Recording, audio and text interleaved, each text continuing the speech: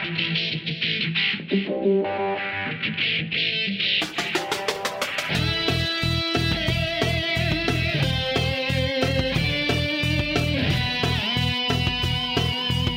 is Software Engineering Radio, the podcast for professional developers, on the web at se-radio.net. SE Radio brings you relevant and detailed discussions of software engineering topics at least once a month. SE Radio is brought to you by IEEE Software Magazine, online at computer.org/software.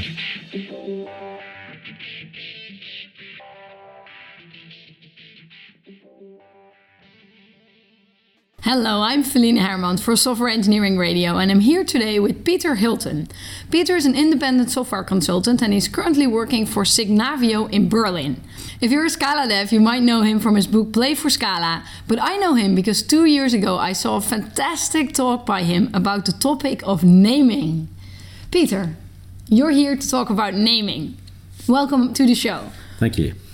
So they say there are only two hard things in computer science: cache invalidation and naming. Right, that's exactly right. That's in fact that famous quote by Phil Carlton, who said that there are only two hard things in computer science: cache invalidation and naming. And this is funny, which is part of the reason why we all know this. And it's funny for a good reason, because it's true. Cache invalidation is, of course, hard, famously hard, but that's okay, because it sounds like it should be hard, so we expect that. Naming we don't expect to be hard, so that's why the joke's even more funny, because it sort of violates our expectation that hard things should sound like technical things. And yet naming turns out to be hard. Why is naming hard? That's not immediately obvious. It's hard because, it's creative, we have to think of things, but that can't be the whole reason, because there's a lot of creative thinking and design thinking and programming. A better explanation I've always thought is that naming is hard because it's communication, and it's communicating with people, which is harder than communicating with computers. Yeah, that seems to be quite right. So let's take a step back here. Why do names matter? Why is it so important to communicate with other humans? Programming is ultimately about communicating with the computer, isn't it?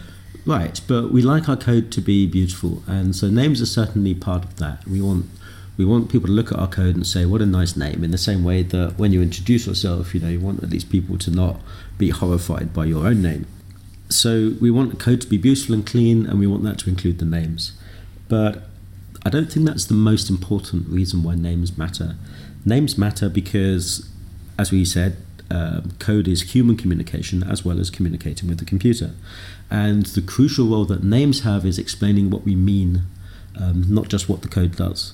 And if you've ever got into an argument with somebody, you'll know that trying to explain what you mean can be very difficult. And naming is also something creative. You have to really think about what is the thing I'm programming here. Is that part of why it's so hard? Yes, absolutely. You have to choose between lots of options that seem maybe right, but are maybe not just quite right. Anybody who's ever named a child knows that this is not an easy thing to do, especially if you have to commit to it. Children don't have a refactor renaming. So you have to take extra care in that situation. Yeah, do you think that, talking about the rename refactoring, I know this is one of the most used refactorings of all the refactoring tools. Do you think this is something that people often do, change their mind about names in a domain? They do change their mind, and they do use the rename refactoring in their tools, but I don't think they use them often enough, which is ironic because it's perhaps the safest refactoring there is. Maybe this is because renaming is actually harder than naming. So renaming is the harder thing because it includes naming. You have to come up with a new name. That's not necessarily easier than coming up with the first name. But also, if you rename something that people have got used to, you're going to have to go and talk to them about the new name and get them used to the change. So it's naming plus hard things, including talking to people and change. And maybe the bigger a code base is, and the more people work on it, and the more people are used to something, the harder it gets to change a name. Right, exactly. And people get used to names, even if they're bad names, because the names, even if you don't need it anymore for its initial communication, suggesting what something means, it can be just an arbitrary word, but once you've got used to it, you know what it means. You can completely make up names. It could be anything, and we get used to them. If that wasn't true, then we'd have a real trouble with products names. Yeah, even if they change, sometimes people keep referring to them by their old name because it's so hard to cope with the change. Yes, absolutely. Talking about bad names, can you give a few examples of names that are really bad that we all our listeners should definitely avoid in the future? Right, so there are some really obvious bad names, which are the obvious placeholder names. When you're reading some code that somebody else has written and you come across names like data or object or thing, you know that they weren't even trying, you know, they just gave up. And you've got a variable called the thing, and it could clearly be anything. So yeah, you have these obvious bad names, or like foo as well, you know, the placeholder. When you see this in the code, you know it's a bad name. You know the person either gave up, was having a bad day, or it was former you, it was your own self 6 months earlier, and you just couldn't be bothered. And now you're paying for it because you have no idea what you meant. There must be the opposite as well. What are some good names? Can you give us some advice on how to name things? Good names are more slippery because when a name is good, it's good in a particular context. So you can't see the endless toil it took to come up with this name. But it just so happens that, let's say you're working on a logistics system and you've finally figured out that this thing is a shipment and it's not a consignment. And shipment could be a really good name because that's just what people call it. You know, if the people in the warehouse call it a shipment, then it's a shipment, and that is the correct name.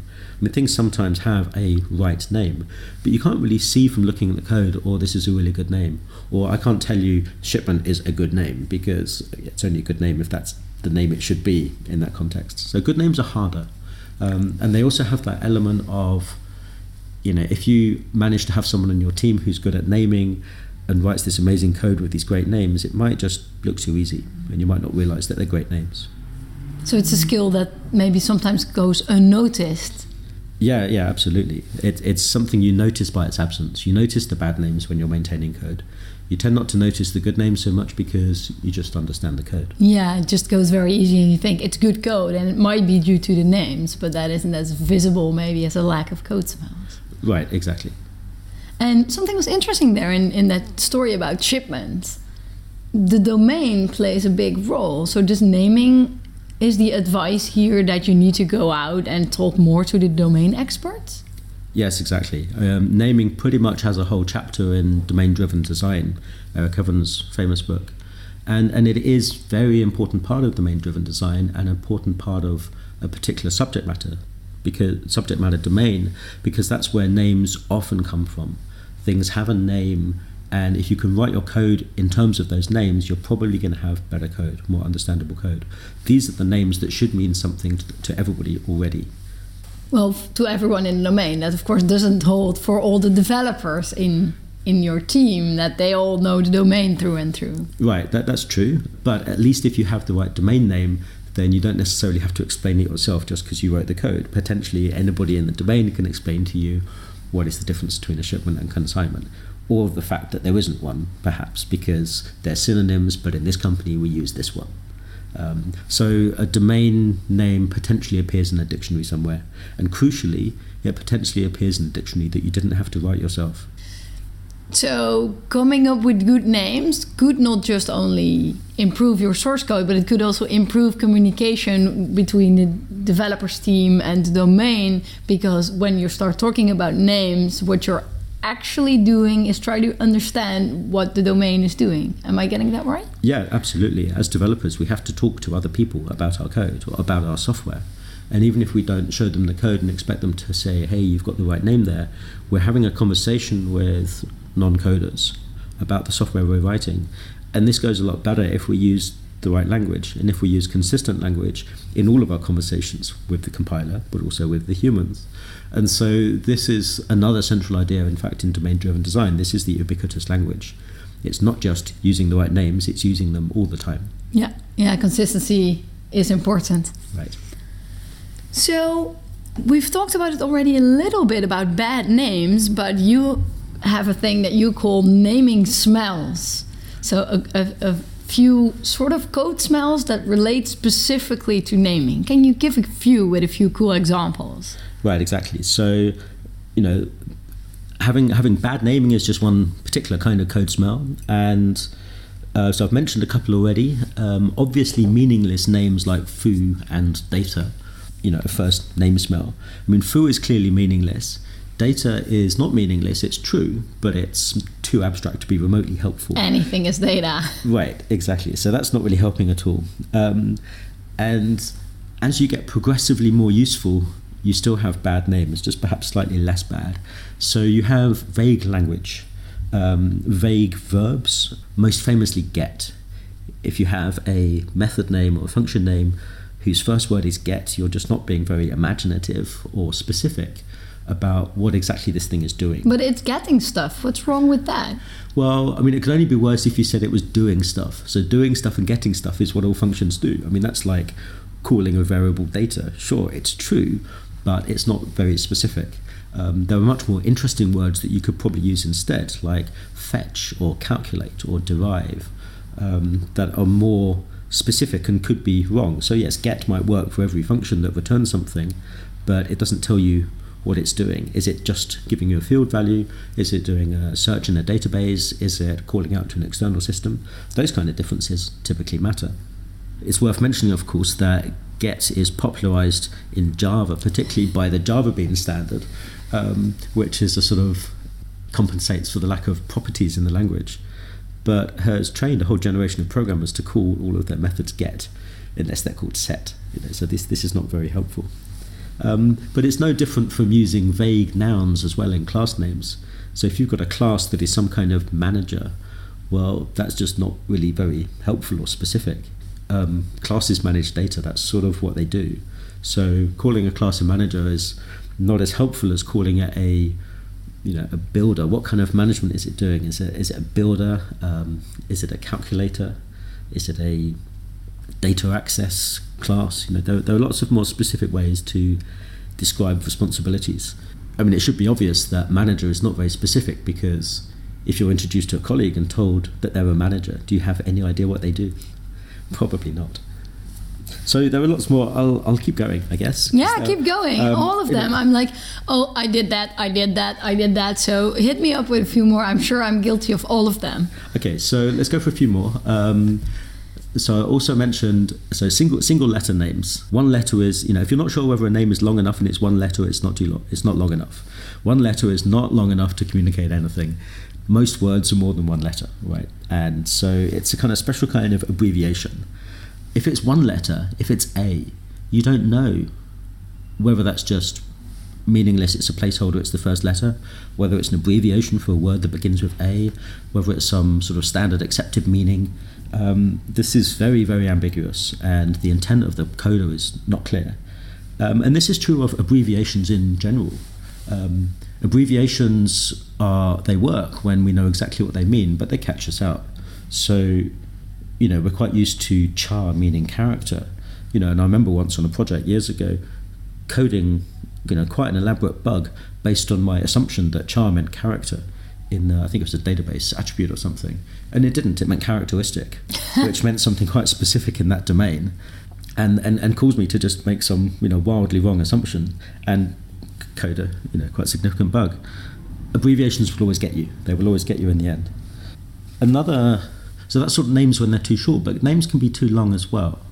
If you use sort of overly simplistic language in names, you can end up with sort of convoluted long names like appointment list, which sort of might make sense technically because it might be a list object that contains appointment objects. That seems like a very good name. It might seem quite reasonable, and it's not as bad as the vague names. I mean, it's true enough, but it's not a great name.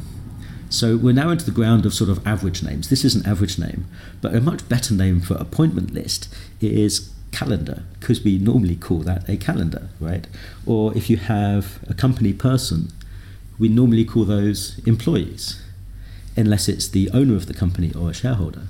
And so these sort of generic average names, as well as being unwieldy, they're the wrong name because they're not what you would use in the domain. And they're often not specific enough, not as specific as they could be. And so I mentioned that before. It's very useful for names to be as specific as possible, because that gives them more meaning. And then finally, to go back to the whole discussion about domain language names, you can have the wrong name. And so I worked on a project where, a logistics project where shipment and consignment meant the same thing. Shipment was the right name because that's the one people used. But an order is not the same thing as a shipment.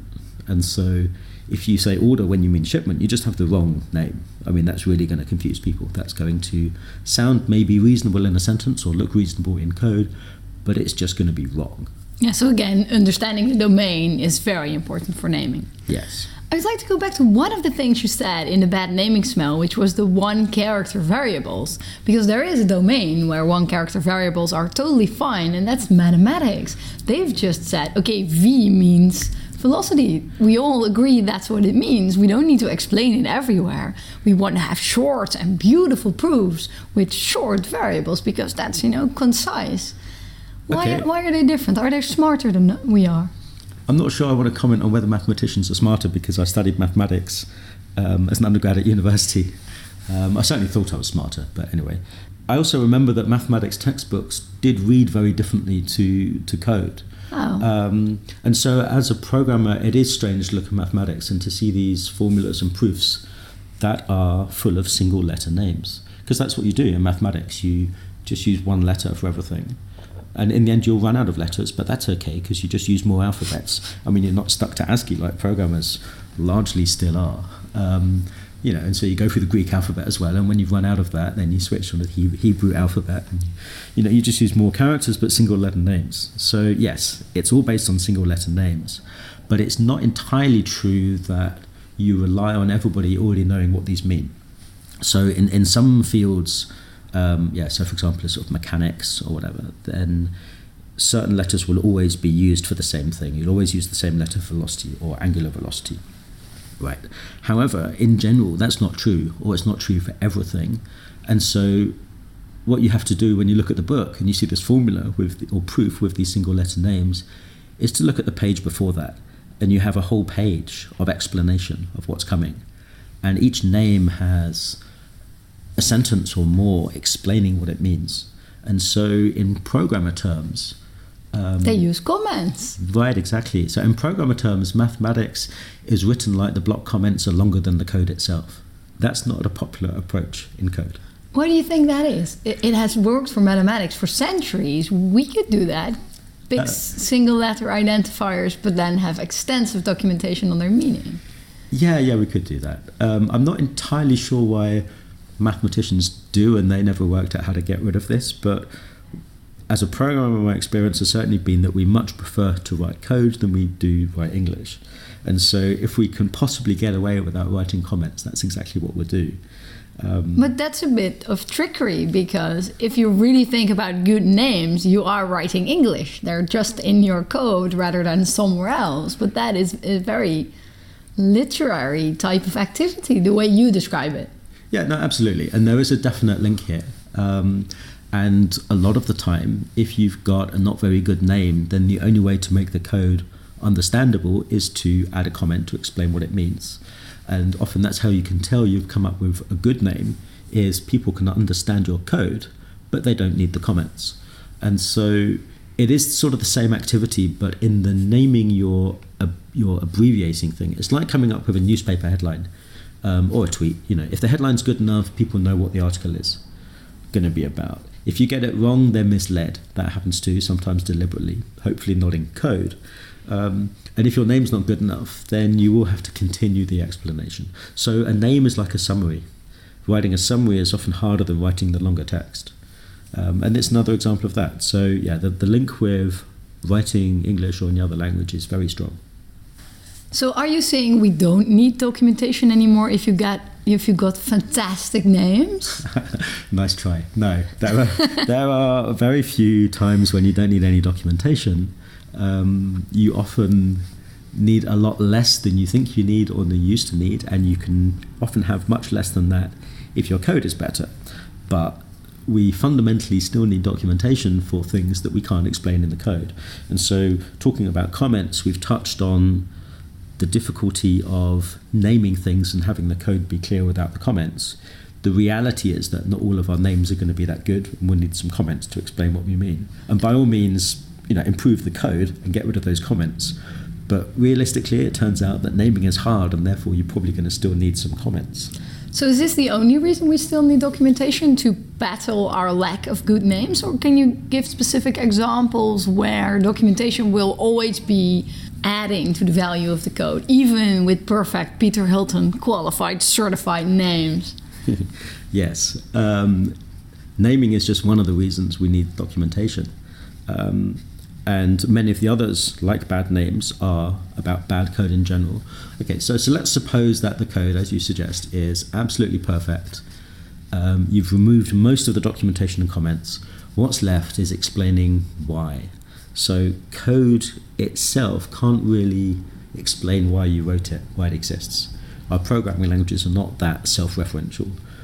You might see exactly what it means and what it does, but you won't know why we have it. Why did somebody write this code? Why did we not skip writing this code? So explaining what it's for or why is typically the last comment that you can't remove in a class. And on a higher level, it's typically the kind of documentation you need for a computer system in general. You need to explain why it's here and why these choices were made. Yeah, so design decisions. Yeah, exactly. And you don't need very much, but you typically want some kind of architectural overview that gives you a summary of what you have and explains why we have this. And actually, a summary is important as well. So that's the other reason we need documentation. Everything may be explained in complete detail in the code, but it may be explained in complete detail in 100,000 lines of code. And that might take some time to read. So you might want some kind of one-page management summary. So to use an example I've used earlier, if you hadn't heard of the book and I encourage you to read War and Peace, you might ask me, well, what's it about? Is it something I'm going to like? And if I said, well, this is classic literature. You can see it's very long. It's a big, thick, heavy book. It seems legit. Right, but it's so well written, it's entirely self-documenting. That's not really a good answer. But we use the argument with our code. And so we want that one-page introduction. So the architectural overview, the functional overview, the business context that explains why we're doing this thing in the first place. Again, a little bit like a summary. Yes, exactly that.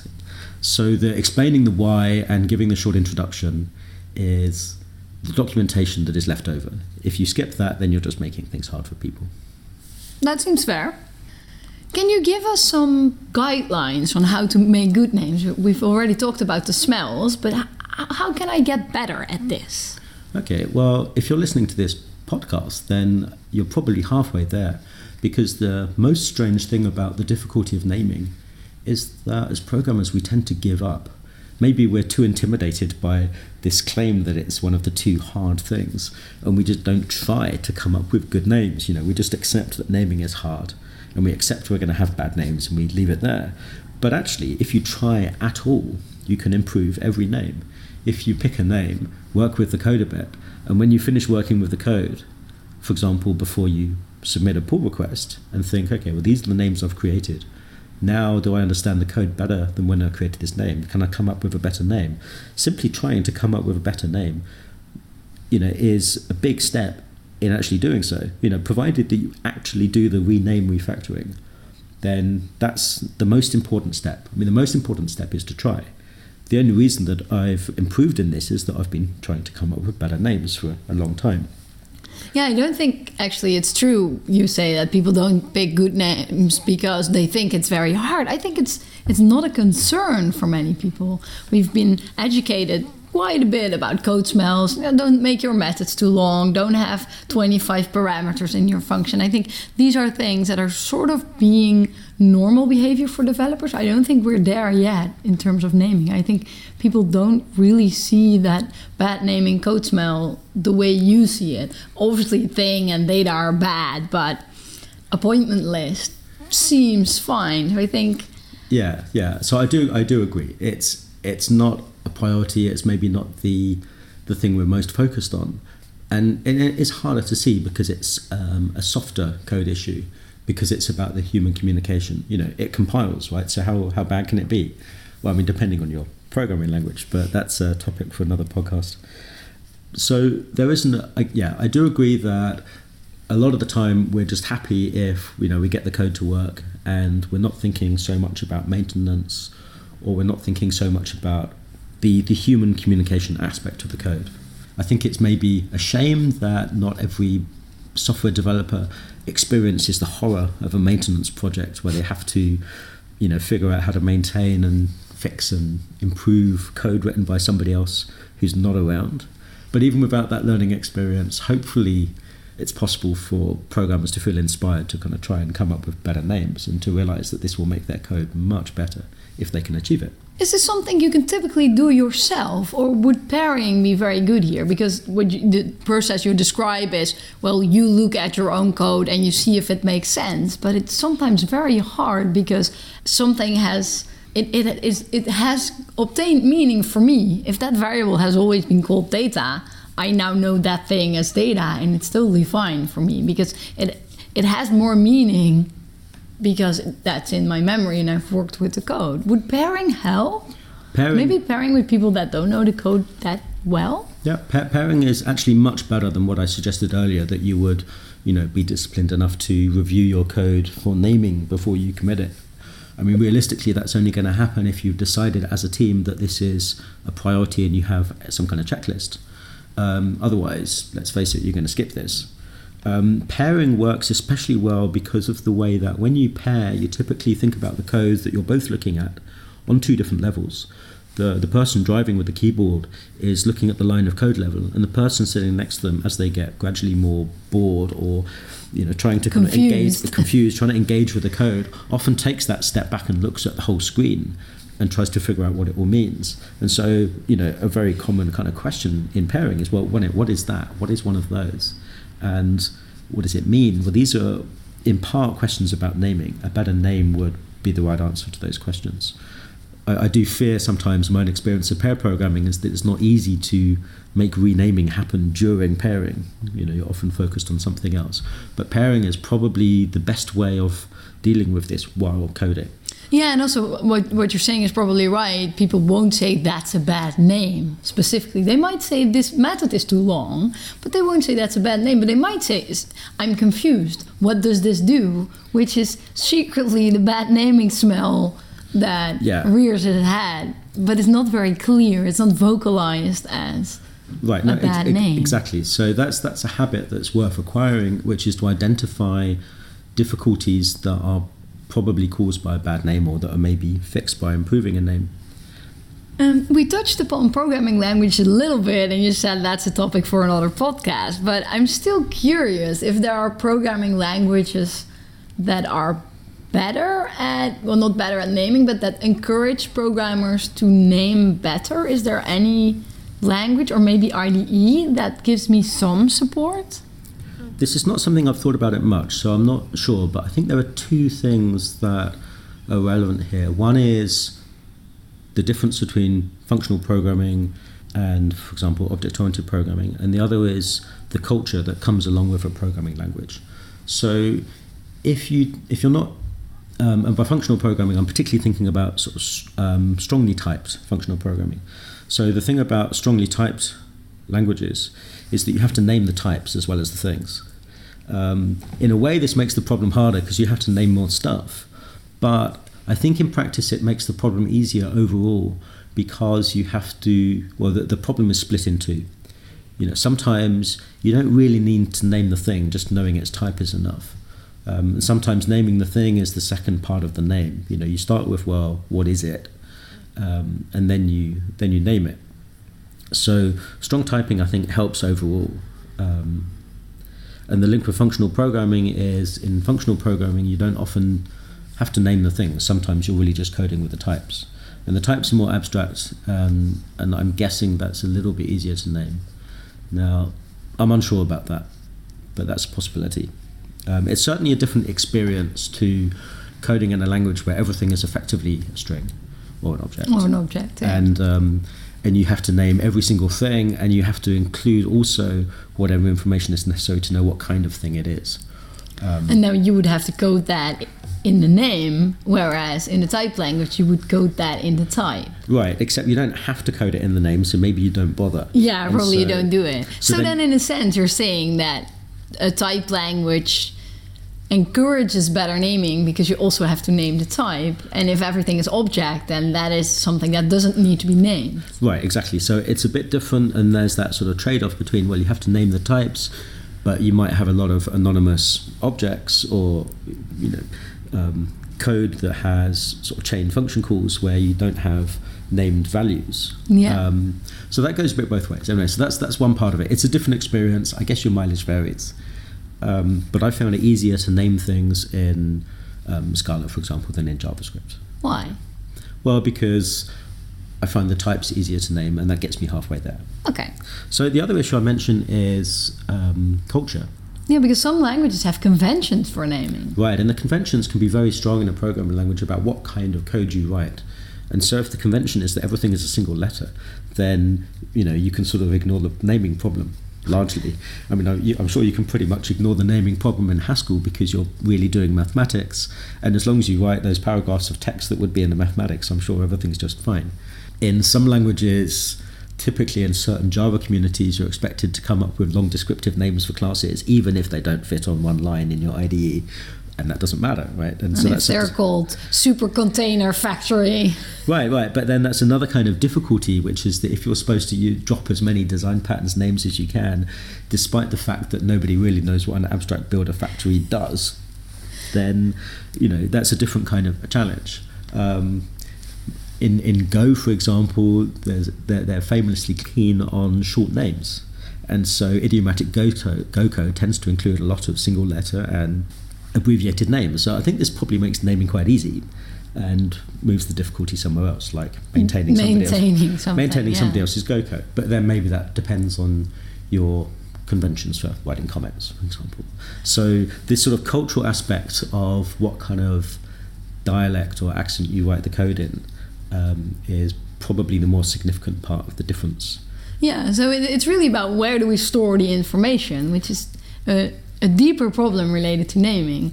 Yes. Do we need to put the design patterns in the code so that it all goes together, or do they go in a separate document, or do you have comments that explain the abbreviations, or does everything go in the code? Right, exactly. So this is the discussion about, just think about what exactly you're optimizing. Are you reducing keystrokes in everything you write in the documentation and in the code? Or are you just reducing documentation? Are you optimizing for programmer speed or maintainer speed? There are lots of different approaches. And do we know anything about what's better? Has there been any research about what's more readable? What is a better strategy? Where do you store the information? How does it not get outdated? I hope there is. Personally, I've had very little contact with academic computer science, so I just wouldn't know. I'm not aware, of anybody talking about this stuff. Yeah, I know there's a paper. We will put this in the show notes. I know there's a paper that compared the readability of identifier names with camel cases and underscores and other various types of how to just the same name, but how to do capitalization and splitting of the words. And camel case was better than underscores for readability. Really? I always thought it was the other way around. I know that's what they found. I don't know who it's by, but I'm sure we will put it in I'll make sure we put it in the show notes. Okay, yeah, I look forward to reading that. What else can we do to get better at naming? Are there books we can read that are specifically about naming? We already talked about the DDD book. Are there others? Right. So I'm glad you asked this because, when you first asked about how can we get better at naming, I simply said try. But actually you can do more than that. You can take this further. So books is often the best way to get up to speed on what other people have learned. Sadly, I don't know of any books that are only about naming. I wish there were books that are only about naming because they'd be great. But Domain-Driven Design is not the only book that has a chapter on naming. You should definitely read that book, however tricky you find it, because that's really worth it. The first programming book I read that has a chapter on names is Code Complete by Steve McConnell, and I was lucky to read that in my first years as a programmer, and it helped me a lot. And it has a very serious chapter early in the book about the power of data names, I think it's called. And this has a lot of sensible advice about explaining why this matters and why this is important. Most of the other classic coding books have some stuff about naming, but not quite enough. You might be forgiven for thinking that the author didn't think it was very important. I hope that's not the case. I hope they just preferred to write about other things. So I'm thinking about books like Clean Code, for example, by Uncle Bob Robert Martin. Mentions names, but not in great detail. So there's an opportunity here for someone to write a book maybe about naming. Yeah, please do. Meanwhile, in the absence of a lot of books about naming, you can just improve yourself by just improving your naming skill. So, How? Earlier on, we talked about the link between coding, naming, documentation, and literary writing. And so naming is one of the areas in which coding is writing, in the sense of writing English. You're not writing a novel, but you're kind of writing a poem. I mean, a hard thing about writing poetry, I've heard, I promise you I've never done this, is it's very important to choose exactly the right word at each stage in the poem. In fact, famous writers of novels have said, you write and then you rewrite and then you rewrite, and you have to agonize over every single word. Who knew that writing was hard? I thought only coding was hard, but presumably other people's disciplines are hard too. And so if you make that link, if you have to agonize over the lines of code and choosing the right words, the way Ernest Hemingway did, you realize that maybe getting better at writing shares something with getting better at naming. So how do you get better at writing? How do you get better at vocabulary? Because this is the specific issue, is, do you know more words? We should all start to write novels? Writing novels is, no, it takes too long. Who's got the time? But you should definitely read novels. And it sort of doesn't matter if they're novels, you should just read a lot. But read stuff that's well written, read stuff that uses language well. So you could certainly do worse than read a lot of classic literature. Classic literature tends to be full of quite exciting vocabulary and like Bob Dylan. Use of language. Right, and so it doesn't have to be novels. I mean, this could be song lyrics, because song lyrics is poetry, and the words matter. And they don't just matter because they should rhyme. Depending on your songwriter, they should also mean something. And actually, this is where there's an interesting difference in how you approach this, or your experience, if you're a native English speaker or not. In a way, as a native English speaker, I can cheat because I just know more words. But that's partly because I've always played word games and I'm pretty good at Scrabble, if I do say so myself. And that's partly because I've always read a lot of novels. I finished one off this morning, by Alistair MacLean, classic thriller writer. This is great writing. And by reading a lot of good writing, you learn more. But if you're a non-native speaker, on the other hand, of English, that is, you're probably more used to the mechanics of learning a foreign language. You're more used to the idea of actually learning words as a deliberate activity. And this is something a lot of native English speakers have never had to think about. And so learn more vocabulary is, as well as the pair programming, probably the most important thing you can do. Now, how do you learn vocabulary? You read books, you play word games, you look at the lyrics of your favourite songs. And writing does help. So don't write a novel, but maybe write blog posts. You touched here upon learning a second language. What if your domain, I'm Dutch, probably you hear from my English that it's not my first language. What if you work for a Dutch company which has a domain with domain words in Dutch? Do you put Dutch identifiers into the English sounding code with if and for? Or do you have to translate all the domain words so that it doesn't sound funky? Well, I've done a lot of software development projects here in the Netherlands, and it's sort of kind of a nice idea, but Dutch words are far too long and they just definitely wouldn't fit on the screen. In practice, it's never really come up. I've never got to try it as a consistent thing, to use Dutch naming in code written by Dutch people. In practice, we're doing, coding in English. But that means you have to translate domain words. Right. And it wouldn't be shipment because it would be bestelling in Dutch. And so you're not then speaking the language of the domain anymore. Right, so this is tricky. And I've seen this cause problems a couple of times. Mostly, there are standard translations within a domain. So mostly, you don't have to figure out these translations yourself. There just is a correct translation. If it's about shipments, you go to the Wikipedia page about this, and then you just select Dutch and see what words they use. I mean, Wikipedia is an excellent resource for translating domain terms. It's also a good resource for learning them in the first place. If you're suddenly been doing some other domain and then you switch to global accounting or HR or something, go and read the Wikipedia pages and see the language they use. That'll help you learn them. Oh, that's a good trick. But when you there is a danger that teams that are mostly non-native speakers of the same language like I've worked on a team with mostly Dutch programmers, will pick a word that sounds reasonable but isn't really a very good translation. It's either not the term a native English speaker would use, it's a bit of a Dutchism, or it's a completely reasonable word but it's just not the equivalent domain term, because sometimes in another language the equivalent domain term sounds quite different and is not a literal translation. So that's what you'd need Wikipedia for. I mean, this came up in the Netherlands on a project where one of my colleagues asked me how to, in English, make a distinction between two different words for edits to a text. This is software for a publisher. And there seemed to be a difference. They're using two different Dutch words in the domain with the customer for a change that the author had made to a text.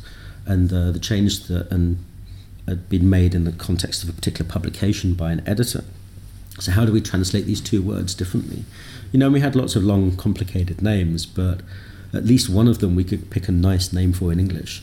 A change to text made by the author, we could just call that an edit. Sometimes you come up with quite an easy name, but it was quite hard work to avoid, picking Dutchisms that would have looked like completely reasonable English, but the code would have been quite hard to read if you didn't speak Dutch as well. So that does happen a lot. So coding in a second language is an extra hard problem.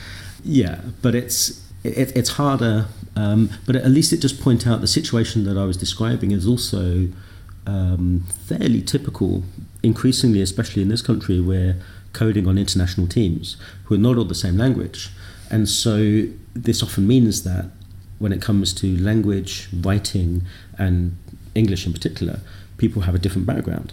So we shouldn't all expect to be brilliant at naming in the same way we don't all expect to be brilliant at user interface design. You wouldn't have everybody on the team spend the same amount of time doing user interface design. You might work out that one person had a particular flair for it, and you would get them to do that. So maybe it's the same with naming. Maybe you should work out who on the team is the best at it and get them to review the code, pair with them, or just go and ask them, what would you call this? Yeah, and I think in some cases that could be a product owner or someone very related to the domain to talk about the names. Yeah, absolutely. That would be an interesting idea. In fact, ideally it would be. Yeah. So we talked about using Wikipedia as a tool for naming. Are there other tools we can use to make this easier? Yeah. It turns out that I've got this amazing program on my laptop, which is the best tool when it comes to naming. Unsurprisingly, it's pre-installed. It's a Thesaurus. I've got quite a good one on paper, but that's a bit clunky and it's too far away on the shelf. But on my Mac, the built-in dictionary in Thesaurus is great for getting inspiration about, what are the options I have? What are the possible names I could use instead? But how do you go about that practically? I mean, you're not going to read it front to cover. No. So I look up a word. I mean, if I'm trying to name something, I've got the name.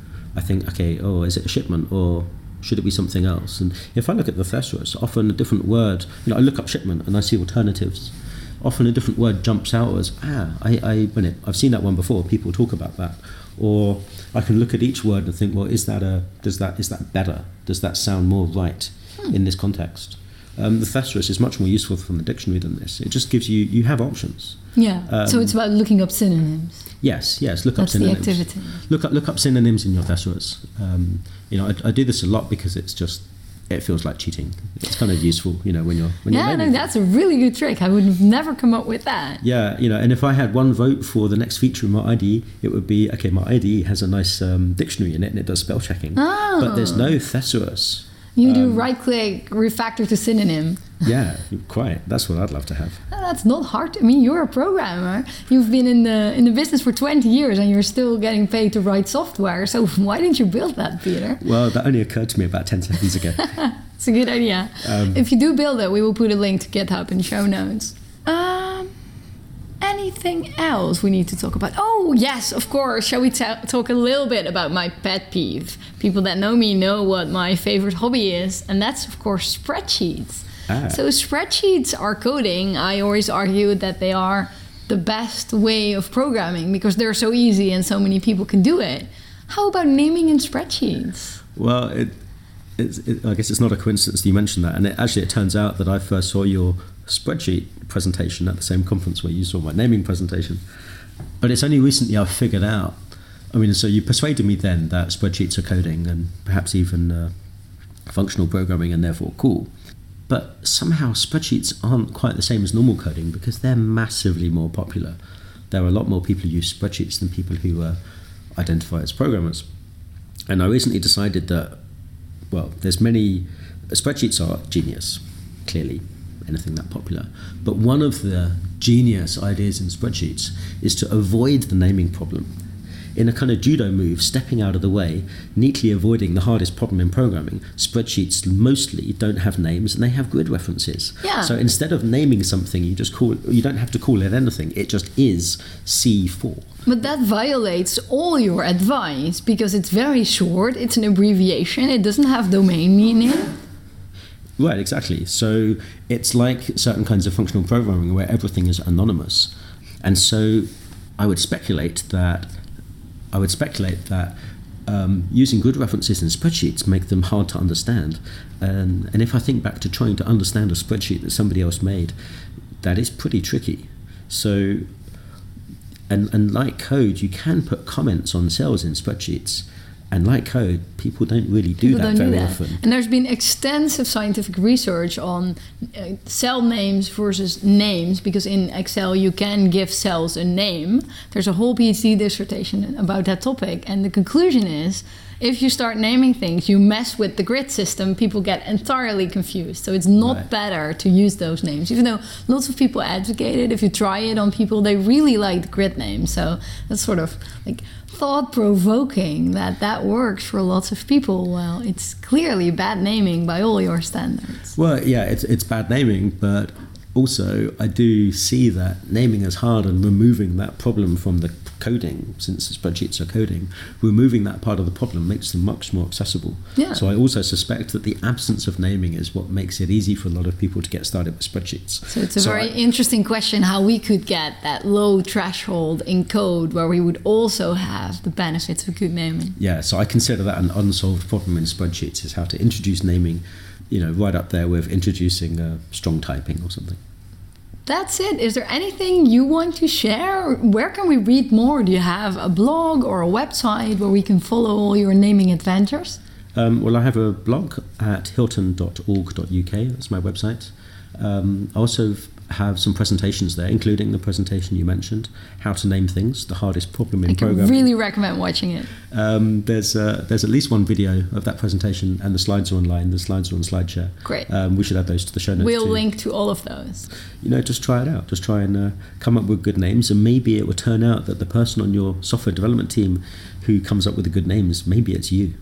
Great. Thanks a lot for this. Thank you too. Getting software to your users quickly and reliably is the most important part of being a software engineer. SnapCI's cloud-based continuous integration and continuous deployment tool lets you set up in minutes with your GitHub account, and within a few clicks will have your first pipeline running. Discover and fix your bugs quickly before pushing to production by setting up stages from simple ones to complex that run automatically when you push your changes. Need more speed? Run tests in parallel with expanded workers and get your feedback fast. Deploy to Heroku, AWS, and more. We even integrate with Slack to give you updates on your builds. Go to snap.ci/softwareradio and build, test, and deploy free for 30 days. SnapCI embodies the lessons that ThoughtWorks has learned from 20 years of software deployment. The same lessons that have been written about by Martin Fowler and Jez Humble. Check it out at snap.ci/softwareradio.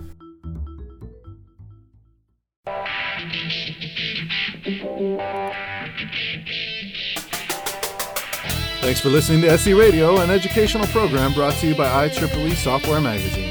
For more information about the podcast, including other episodes, visit our website at se-radio.net. To provide feedback, you can write comments on each episode on the website or write a review on iTunes. Mention or message us on Twitter at SE Radio, or search for the Software Engineering Radio Group on LinkedIn, Google+, or Facebook. You can also email us at team@se-radio.net.